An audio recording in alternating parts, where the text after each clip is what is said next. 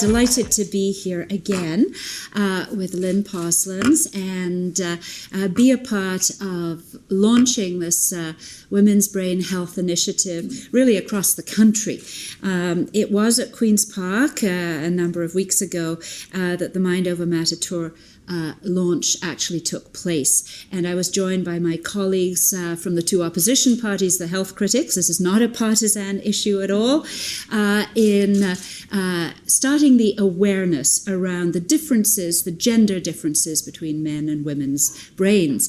And as I said at that time, what better a place to study the difference than the Ontario legislature?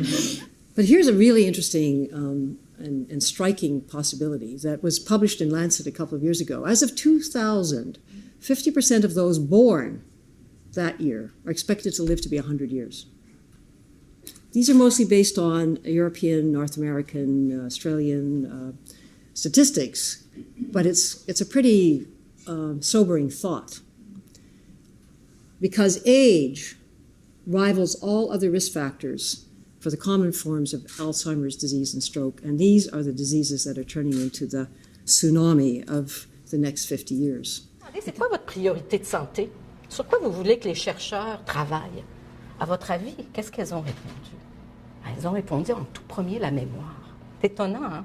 Si je pose la même question à des gens de 30 ans, ils vont dire « Ah, le cancer, c'est important, maladie cardiaque, etc. » Mais quand on est plus âgé, ce qui nous préoccupe, c'est des choses comme la mémoire, l'autonomie, les problèmes de vision, les problèmes de mobilité.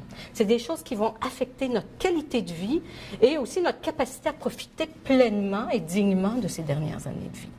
So by the time that you reach old adulthood, you will find for every man that is suffering from a chronic illness, 2 women that suffer from a chronic illness. And the question is, what's happening in the second part of your life that now this becomes so imbalanced? But the truth is we're still, I wouldn't say in the Middle Ages, maybe we're beginning to hit the Renaissance, in that people are now understanding that you've got to look at the differences in men and women and how they experience these diseases. I would like to recognize you, Lynn, and thank you for your leadership, foresight, and incredible work in creating the Women's Brain Health Initiative.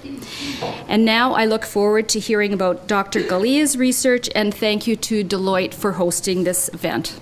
In some species, like birds, the feathers are brighter and prettier, and in fact they say that the males are prettier than the females, although I'd argue that in humans and some couples it's different. So it shouldn't be so surprising that because we look different, that our brains are also different. And certainly one reason to study the female brain is that we have a different physiology. We're the ones giving birth, we're the ones that are breastfeeding and taking care of the young. And this is true pretty much universally across the animal kingdom. About 40,000 Albertans are living with dementia, and more than 8,000 are diagnosed every year. For a population that just hit 4 million, that's significant. I think you'd agree. Over the next over 30 years, starting in 2008, the cumulative cost of Alzheimer's disease and associated costs is almost $1 trillion.